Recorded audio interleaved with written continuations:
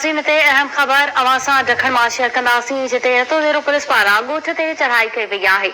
अवां खे अपडेट कयूं पिया। मुबैना फायरिंग में औरत ज़ख़्मी थी आहे जंहिं त वारसन पारां इंडस हाईवे ते धरणो हयो वियो आहे।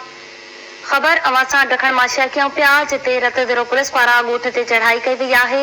फायरिंग बि कई वई आहे। मुबैना फायरिंग में औरत ज़ख़्मी थी आहे। वारसन पारां इंडस हाईवे ते धरणो हयो वियो आहे। ॻोठ मकन जलबाणी में पुलिस घरनि ते चढ़ाई करे तलाशी वरिती त औरतुनि ऐं ॿारनि जे कीहाट पइजी विया। ॾखण मां ख़बर ॾियो पिया जिते रतो देरो पुलिस पारां ॻोठ ते चढ़ाई कई वई आहे। मुबैना फायरिंग में औरत ज़ख़्मी थी आहे। वारसन पारां इंडस हाईवे ते धरणो हयो वियो आहे। धरणे सबब रोड ब्लॉक थी वियो आहे। ॿिन्ही पासनि खां ट्रैफिक मुअतल थी वई आहे। अवां खे अपडेट कयूं पिया। ॾखण वेझो रतो देरो पुलिस पारां ॻोठ ते चढ़ाई कई वई आहे। मुबैना फायरिंग में हिकु औरत ज़ख़्मी थी आहे। वारसन पारां इंडस हाईवे ते धरणो हयो वियो आहे।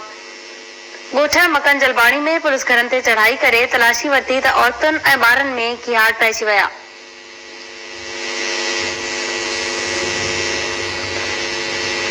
ॾखण वेझो रतो देरो पुलिस पारां ॻोठनि ते चढ़ाई कई वई आहे। चढ़ाई दौरान औरत ज़ख़्मी थी आहे। अवां खे ॿुधायूं पिया वारसन पारां इंडस हाईवे ते धरणो हयो वियो आहे जंहिं सबब रोड ब्लॉक थी वियो आहे। ट्रैफिक मुअतल थी वई आहे।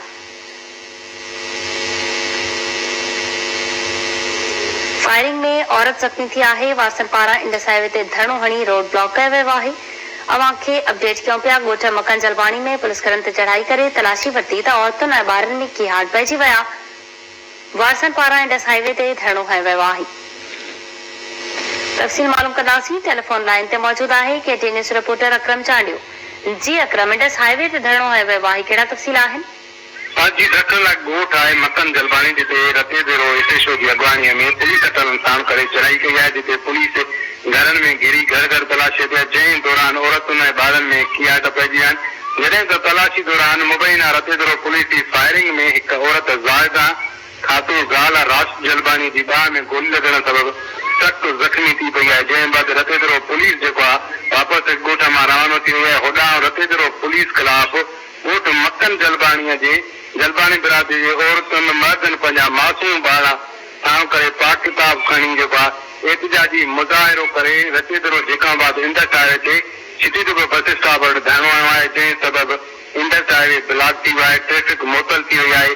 मुज़ाहिरीन रते देरो पुलिस ख़िलाफ़ नारेबाज़ी करे रहिया हुआ। उन मौक़े ते जलबाणी बिरादरी जे माण्हुनि दाईंदे इल्ज़ाम हणंदे चयो आहे त रते देरो पुलिस सवेर एसएचओ रते देरो अब्दुल गफूर शुक्र जी अॻवानी में असांजे ॻोठ ते बिला जवाब चढ़ाई कई आहे। घर घर तलाशी वरिती आहे।